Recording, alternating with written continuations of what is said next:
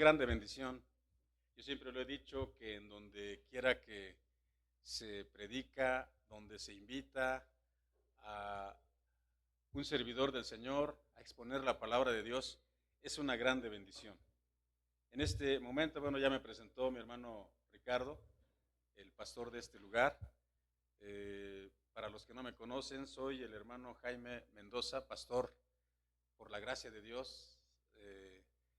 Hasta hace poco de la Iglesia Nacional Presbiteriana Príncipe de Paz de Santa Ana, Ixtlahuaca. Estuvimos trabajando mi esposa y yo durante 18 meses, 18 años en esta nueva etapa. Digo nueva etapa porque el Evangelio se comenzó a predicar allá desde 1984, por la gracia de Dios y por labios de dos de mis tíos, uno en presencia del Señor, el hermano Cosme Mendoza, y el hermano Isauro Mendoza, que todavía vive, y un servidor de ustedes. El 18 de julio de 1985 comenzó la persecución allá en Santa Ana, Ixtlahuaca, y terminó en 1987, en septiembre del 87, terminó la persecución allá, donde se establecieron varias reglas de parte de la Procuraduría del Estado de México al respecto de la Iglesia Popular Católico Romana y los cristianos. En el 2000, bueno, no sé, estoy dando esta referencia, hermanos, para la gloria de Dios, digo porque somos de la Iglesia Jesús el Buen Pastor de Chalma de Guadalupe, de ahí venimos, un servidor de ustedes, ahí conoció al Señor cuando era aún la misión Monte de los Olivos, hoy Jesús el Buen Pastor. Y entonces la ideología o la línea que seguimos es precisamente la predicación del Evangelio en los lugares donde el Señor nos envíe. Así como nos envió a este lugar hace, no recuerdo cuántos años, pero ya tiene sus años. Entonces les decía, por causa de esas persecuciones, el presbiterio, el entonces presbiterio Jesús el Buen Pastor, que era nuestro presbiterio, en una reunión con el consistorio de la iglesia, nuestra iglesia madre, de la Jesús el Buen Pastor de la Panamericana, nos pidieron que no fuéramos más por un tiempo a ese lugar, a Santa Ana, Ixtlahuaca. Pasó el tiempo, la iglesia creció, pero doctrinalmente mal. La tomaron unos hermanos nuestros de la rama pentecostal y se distorsionó. Entonces vino una división en el 2002 y otra vez los hermanos de Santa Ana, Ixtlahuaca, pidieron la cobertura de la iglesia presbiteriana e ingresaron una carta al consistorio de Guadalupe Chalma, Jesús el Buen Pastor. Y entonces otra vez retomamos la misión Príncipe de Paz del 2002 a mayo del 2004. Estuvo nuestro hermano Aurelio Montaño, anciano de iglesia.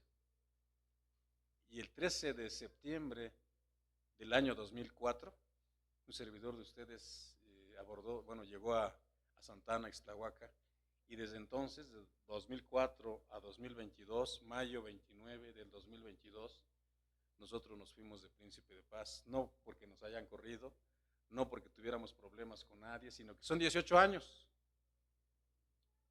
Y es necesario un cambio, es necesario que la iglesia crezca con otras estrategias, no con otras enseñanzas, sino la misma, sino con nuevas visiones para crecer. Y esa fue la ideología de nosotros como matrimonio, de irnos de Santa Ana, Ixtlahuaca. Les repito, nadie nos corrió, nos extrañan mucho, pero hermanos, la situación es esa, ¿no? Así como en los equipos de fútbol profesional, cuando el entrenador se va, bueno, a lo mejor muchos se van porque los corren, otros porque así era el tiempo ya, y en el pastorado es exactamente lo mismo. Y tengo la grande bendición hoy de ser el pastor oficiante de la iglesia Jesús el Buen Pastor, mi iglesia de la colonia Guadalupe Chalma, en la Ciudad de México, y el consistorio actual me concedió la bendición solicitando a un servidor como pastor oficiante. Es por eso que estoy aquí. Un pastor oficiante, ¿qué hace? No es el pastor ya de la iglesia, pero es el que, como su nombre lo dice, el que oficia la Santa Comunión, el bautismo y las reuniones de consistorio. Entonces es lo que hace un pastor oficiante y un servidor de ustedes. Hoy vengo como pastor oficiante de la iglesia Jesús el Buen Pastor de la colonia Chalma de Guadalupe. Y es una grande bendición, hermanos, verles nuevamente. Algunas caras que no conocía, gracias a Dios por su presencia. Escuchemos pues lo que dice el Señor a través de su palabra. Primera a los Corintios capítulo 11, perdón. Ahí donde tuvimos la lectura bíblica, hermanos.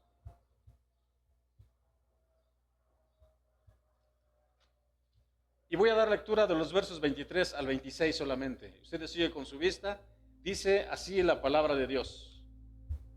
Porque yo recibí del Señor lo que también os he enseñado. Que el Señor Jesús, la noche que fue entregado, tomó pan. Y habiendo dado gracias, lo partió y dijo: tomad, comed, esto es mi cuerpo que por vosotros es partido. Haced esto en memoria de mí.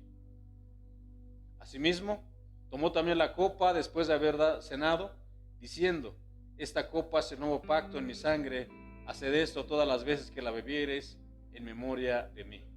Así pues, todas las veces que comieres este pan y bebieres esta copa, la muerte del Señor anunciáis hasta que Él venga.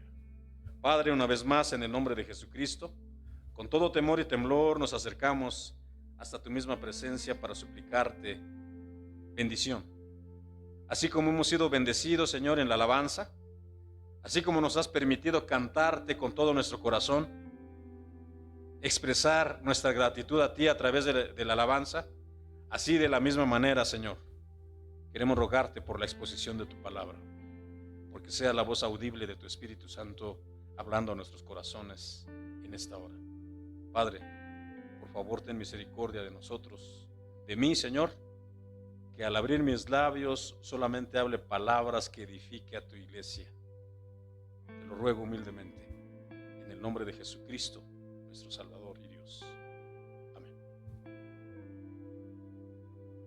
El mensaje de la cena del Señor, hermanos, está en la misma obra de nuestro Señor. La tarea de predicar, así como lo cantábamos, y la predicación es una característica gloriosa de la iglesia cristiana, ¿sí? Es una predicación sólida, bíblica, que no debe faltar nunca en el púlpito cristiano.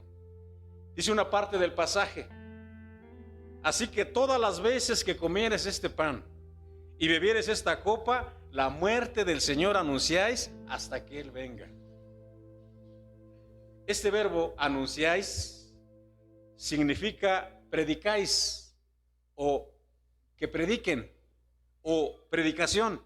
En otras palabras, cuando nosotros, la iglesia, el cuerpo de Cristo, nos reunimos para participar de la cena del Señor, al hacer esto, hermanos, lo que vamos a hacer a continuación, estamos proclamando y predicando al mundo, porque nos reunimos para esto, para dar testimonio al mundo de la muerte de nuestro Señor y Salvador Jesucristo.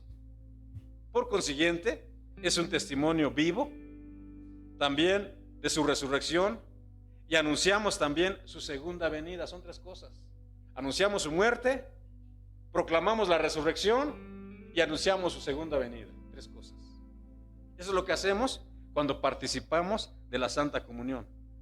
Este acto abarca el tiempo en sus tres dimensiones. Por eso Él ordenó que se hiciera todo en memoria de mí, dijo. Haced todo en memoria de mí. Ese es el tema de esta mañana.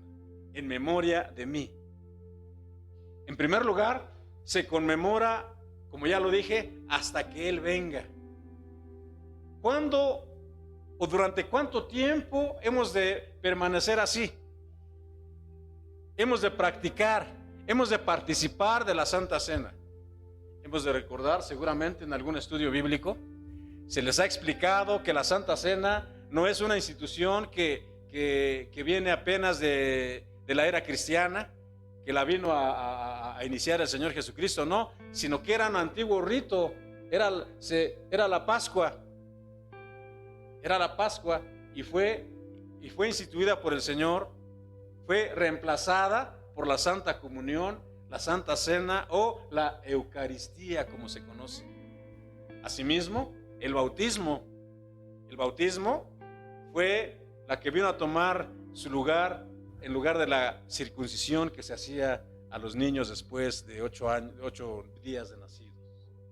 Entonces, no es un rito, no es una conmemoración que se le ocurrió a la iglesia cristiana, sino que es una institución divina, es una institución que narra de antiquísimo tiempo atrás. Entonces se conmemora hasta que Él venga, hasta que Jesucristo venga.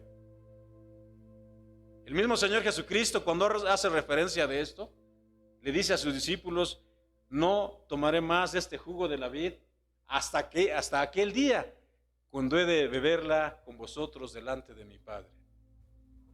Así dice el Señor. Entonces, esta institución, hermanos, representa la muerte inminente del Señor Jesucristo, de nuestro amante Salvador. Él estaba consciente de su muerte, todos sabemos eso. Él sabía a lo que había venido a esta tierra. Él no vivió pidiendo privilegios, aunque era el Dios del universo. Hay un himno que generalmente lo cantamos en tiempo de Navidad, que dice: tú dejaste tu trono y corona por mí al venir a Belén a nacer. Y el mismo dice el Señor: el Hijo del Hombre no tuvo un lugar donde recostar su cabeza. En apariencia no le pertenecía a nada cuando vino, aunque es el dueño de todo el universo. De Jehová es la tierra y su plenitud, dice el Salmo 24. Amados, entonces, por eso se habló proféticamente cuando dijo: y yo, si fuere levantado de la tierra, a todos atraeré a mí mismo.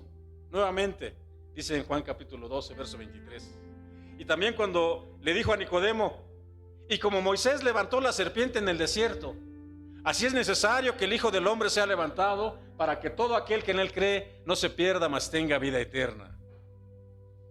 No debemos olvidar que todo lo que hemos hecho contra la voluntad de Dios es una deuda, hermanos. Es una deuda que ya ha sido pagada. Tú y yo estábamos endeudados. Miren, quiero explicarles esto. Más de uno, allá cuando nosotros fuimos instruidos, fuimos criados en la iglesia popular, ¿qué es lo que se nos enseñaba? Es que un niño pequeño, un niño recién nacido, no tiene pecados. Es un angelito blanco. Eso es mentira. El salmista, cuando en el Salmo 51 confiesa su pecado, dice una palabra muy clave, muy clara, cuando dice: he aquí en maldad he sido formado, y en pecado me concibió mi madre. ¿Qué quiere decir esto? Ay, es que entonces al hombre se le debe muchos piensan eso, se le debe de juzgar según todos los actos que haya hecho. No es cierto. El hombre, desde que es un feto, desde que es un ser viviente, escuche lo que voy a decir, es un malvado pecador, porque esa es nuestra naturaleza pecaminosa a partir de Génesis 3, cuando nuestros primeros padres cayeron en el pecado de desobediencia a Dios. De manera que entonces todo el género humano hasta nuestro tiempo y hasta que Cristo venga, todos los que nazcan, somos pecadores. Y uno dice: pero si no he hecho yo nada. Esa es nuestra naturaleza. Y dice la palabra de Dios en el libro de Génesis que todo ser humano, desde que tiene el conocimiento, su mente, su corazón, todo su intelecto, está inclinado de continuo a hacer lo bueno, a hacer lo malo. Y notemos en nuestros niños cristianitos, más de las veces nos mienten, nos engañan. Simplemente aquí: mamá, voy al baño. Ahí va la mamá con el niño. Y ni siquiera va al baño, no quiere hacer del baño. Porque esa es nuestra naturaleza, hermanos. Entonces, si el ser humano está naturalmente endeudado con Dios por su pecado original, y uno puede decir, pero ¿qué culpa tengo yo si fue Adán y Eva el que cayó? No, es nuestra naturaleza. En más de una ocasión yo he predicado precisamente que aunque ustedes y yo, por la gracia de Dios, en primer lugar, fuimos predestinados para vida eterna, así lo dice Efesios 1:5, y fuimos después a su tiempo, conocimos a Jesucristo, se reveló a nosotros a través de la locura de la predicación, dice el apóstol Pablo, y creímos. Pero nuestra naturaleza, otra vez corrompida, estaba de continuo al mal. No me diga que luego que nos predicaron a Jesucristo y nos dijeron que éramos pecadores y que nuestra paga era la muerte y que nuestro lugar eterno sería el infierno. A lo mejor nos asustamos, a lo mejor dijimos, ay, estoy mal, pero no creímos luego. ¿O sí? Alguien dijo, sí, yo quiero. Por eso, cuando se vende un evangelio barato, hermanos, discúlpenme la expresión. ¿Cuál es un evangelio barato? Aquel que dice, ¿cuántos quieren recibir a Jesucristo? Y dicen unos pseudo predicadores por ahí que se dicen cristianos. Repite conmigo esta oración. Voy a hacer una oración por ti. Haz la oración. Ya, eres salvo. Ya eres cristiano, ya. Eso es un evangelio barato. Uno tiene que entender, hermanos amados, intelectualmente, qué es lo que estoy creyendo. ¿Por qué vine a Jesucristo? ¿Cuál es la razón? Porque Él me amó. En primer lugar, Él me amó. Yo no tenía nada bueno. Ni tampoco, ya siendo cristiano, voy a hacer o he hecho grandes méritos para merecer un lugar en el cielo. No. Fue por pura gracia. Y esa gracia ha sido repartida en el pueblo de Dios. Pero para no desviarnos, hablamos de una deuda que tenemos desde que nacemos por el pecado original, porque esa es nuestra naturaleza. Aún así, ¿cuántos años tienes en el evangelio? Una persona me preguntaba, ¿ya poco ustedes ya no pecan, Jaime? Sí. Porque si decimos que no tenemos pecado, la verdad no está en nosotros, dice la Escritura. Mas Dios muestra su amor para con nosotros, en que aún siendo pecadores, Cristo murió por nosotros, como cristianos, hermanos. ¿Cómo estamos? Nuestra naturaleza pecaminosa nos incita a pensar cosas malas, cierto o falso. Nuestra mente piensa a 1000 por segundo. Y un pensamiento fugaz, incluso, y discúlpenme, aunque estemos aquí y esté la vista acá, pero nuestra mente está allá. Estamos como pescaditos con los ojos abiertos, pero estamos pensando allá. ¿Dónde? Aquí en el templo. Porque esa es nuestra naturaleza. Se cuenta de una tortuga y un escorpión. Se encuentra el escorpión del otro lado de un río. Hay un río, hay que cruzarlo. Y le pide de favor a la tortuga y le dice, tortuguita querida, ya cuando alguien quiere algo, habla lo mejor posible, ¿no? Dime, no seas mala, pásame de aquí al otro lado. Es que si yo paso, sí sé nadar y todo, pero me voy a ahogar, no la voy a hacer. Por favor. La tortuga, conociendo al escorpión, le dice, no, es que me vas a picar y los dos vamos a morir. Te juro que no voy a picarte. Ok, ya, súbete. Se sube en su caparazón y ahí va la tortuguita. Cuando van a la mitad, ¡pum!, la pica. Te dije que no me picaras, ahora vamos a morir irremisiblemente los dos. Pero Perdóname, tortuguita. Es que es mi naturaleza. Mi naturaleza es picar, es meter el veneno en los demás. Nuestra naturaleza es pecaminosa, hermanos. ¿Qué es la Santa Cena? Haced esto en memoria de mí, dijo, porque tenemos una deuda. ¿Esto qué significa? Que como dice la lectura bíblica, de manera que cualquiera que comiera este pan o bebiera esta copa del Señor indignamente será culpado del cuerpo y de la sangre del Señor. El ministro dice, ¿quiénes van a participar? Pónganse de pie. Si alguien está cometiendo algún pecado, aunque sea en secreto, no se acerque a la mesa del Señor. Es un referente para saber cómo está la iglesia. El reformador Juan Calvino dice en su historia que cada 8 días tenían Santa Cena en la iglesia que pastoreaba. ¿Qué quiere decir esto? Que hemos de estar solícitos durante las 24 horas de los 365 días del año, solícitos para buena obra. Ponía yo un ejemplo allá en Santa Ana. Tenemos varios vecinos como aquí, cerca del templo. La gente, los vecinos, nos han oído cantar, han escuchado tal vez la predicación, saben que aquí se adora al único Dios y verdadero, saben que oramos y Dios es propicio a nuestra súplica. La pregunta viene así: ¿qué pasaría, les decía yo en una ocasión, si Moisés Piña, un vecino de ahí del templo, viniera aquí y nos dijera: por favor, les pido que oren por mi hijo, es que está echando mucha espuma y tiene una fuerza como de 10 hombres y la voz se le cambió y todo lo demás? ¿Qué le vamos a decir? ¿Qué le vamos a decir? No, es que no podemos orar. Es que tenemos que prepararnos, tenemos que ayunar y orar durante varios días. ¿Qué le vamos a decir?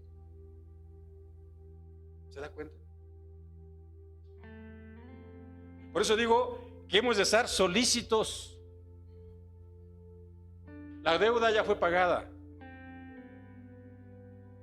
Sí, tenemos, como yo he dicho, un residuo de pecado aún cuando ya fuimos redimidos con la sangre de Jesucristo, pero seguimos teniendo un residuo de pecado en nuestro ser que nos hace pensar cosas que no debemos, como le dijera al de Tarso: miserable de mí que soy pecador, ¿quién podrá librarme de este cuerpo de maldad? Las cosas buenas que quiero hacer no hago, y las cosas malas que no quiero hacer, eso es lo que hago. Entonces entendemos que hay un residuo de pecado en nosotros que no nos deja, que nos aprisiona. ¿Cuándo se va a acabar? Mientras estemos con vida, ¿no? ¿Saben cuándo? Cuando muramos, pasemos al estado intermedio y resucitemos con cuerpos glorificados. Entonces, dice, veremos cara a cara al Rey de Reyes y Señor de Señores. Y Pablo explica en el capítulo 15 de 1 a los Corintios: y los que no habremos experimentado la muerte física y viniera el Señor en este momento, dice, como en un abrir y cerrar de ojos, seremos transformados, porque es necesario que esto corrupto se vista de incorrupción y esto pecaminoso de santidad. Pero en tanto que estamos en este cuerpo, hermanos, hemos de estar solícitos, y para eso es la Santa Comunión. Haced esto en memoria de mí, porque todas las veces que comieres este pan y bebieres este vino, la muerte del Señor anunciáis hasta que Él venga. El Señor sabía lo que venía, a redimirte a ti y a mí, pero es un proceso que hemos de seguir. Amados, entonces esa es la situación. Una deuda pagada, y la cena del Señor es la forma de recordarlo, cómo Él fue herido por nuestras rebeliones, según Isaías 53, Este acto, su muerte, fue un sufrimiento indescriptible, tanto física como espiritualmente, y este evento histórico, hermanos, que el cristiano o que los cristianos proclamamos cuando participamos del pan y del vino, los cuales son los elementos que representan su cuerpo y su sangre. Pero también proclamamos la resurrección, como ya dije. Bueno, entonces, la mesa del Señor, ahí está, como una prueba visible de la fe que profesamos nosotros, con compromiso y responsabilidad, porque también es símbolo de unión entre los creyentes en Cristo. Esto nos trae unidad, quien lo sella al mostrar su amor por nosotros en nuestra vida. Ahora, su presencia en los elementos, esto que ven.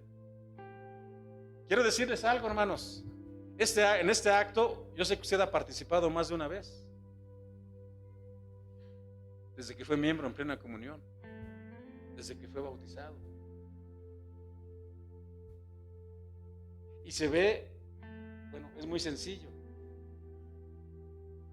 pero tiene un trasfondo teológico, doctrinal, muy profundo, por lo que representa la presencia de Dios en los elementos. Quiero explicarles esto. Existen diferentes puntos de vista al respecto. ¿Qué piensa la Iglesia romana al respecto de estos elementos? Como ellos le llaman, el cáliz y la hostia. Ellos creen, escuchen lo que voy a decir, ellos creen, y yo también así lo creía porque yo era católico de hueso colorado, quiero que sepan. Es más, quería ser cura. Es más, participaba desde pequeño, desde los 7 años en las misas, todos los domingos, a las 7 de la mañana y a las 12 del día en mi pueblo. Y la primera vez que me llevaron ante el cura para que me hiciera ver mi error, yo le dije, ¿qué le puedo decir una misa aquí hoy? Desde el principio hasta que termina. Y no tiene nada que ver con lo que enseña la palabra de Dios.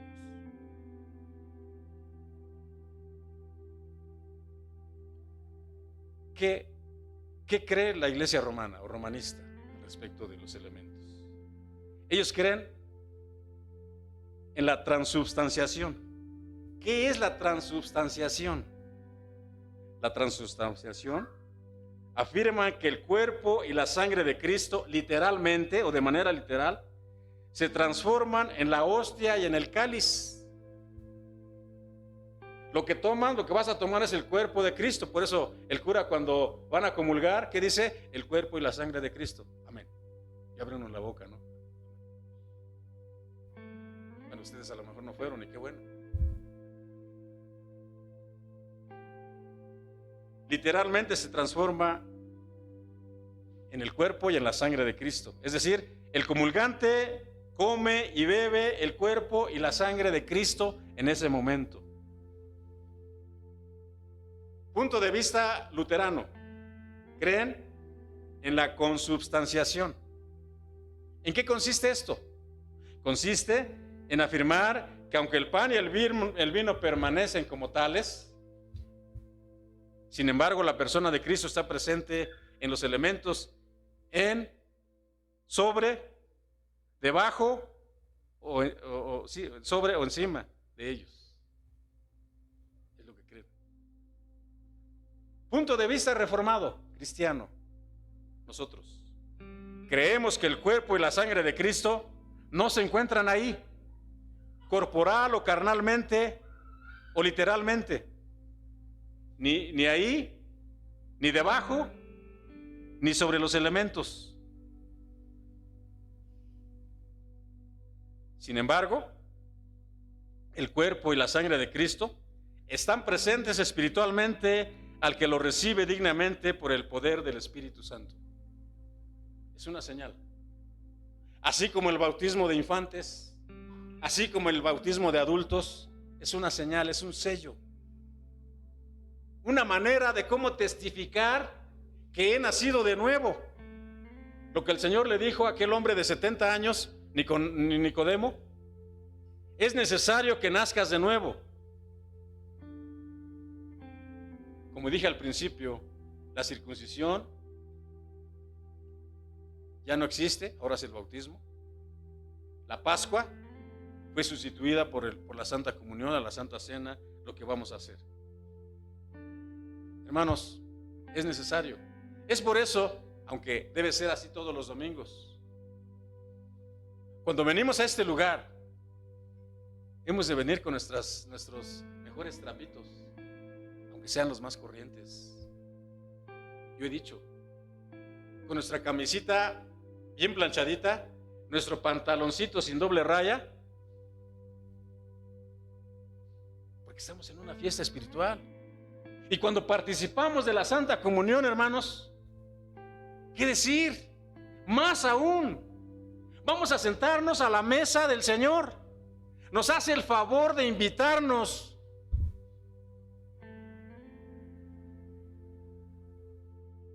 No crean que al venir un servidor con saco y corbata es para presumir algo, ¿no?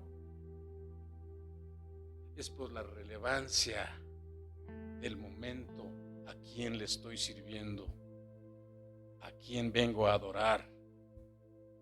Estoy segurísimo que si fueras con el gobernador o con el presidente de la República, te irías bien vestido, con lo mejor. ¿No es así? ¿Cuánto más cuando venimos aquí a adorar a ese Dios del universo?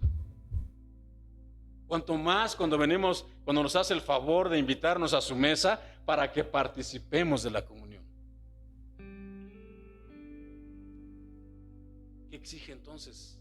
Exige santidad de los participantes, de manera que cualquiera que comiera ese pan y beber esta copa indignamente, juicio come para sí, dice la palabra. Exhorta a vivir como conviene a santos, porque comer el pan y beber el vino indignamente, hermanos, nos hace culpables del cuerpo y de la sangre de Cristo. Por tanto, pruébese a sí mismo cada uno, es decir, examinémonos nuestro propio estado mental respecto a la muerte de Cristo y a la capacidad para discernir el cuerpo del Señor.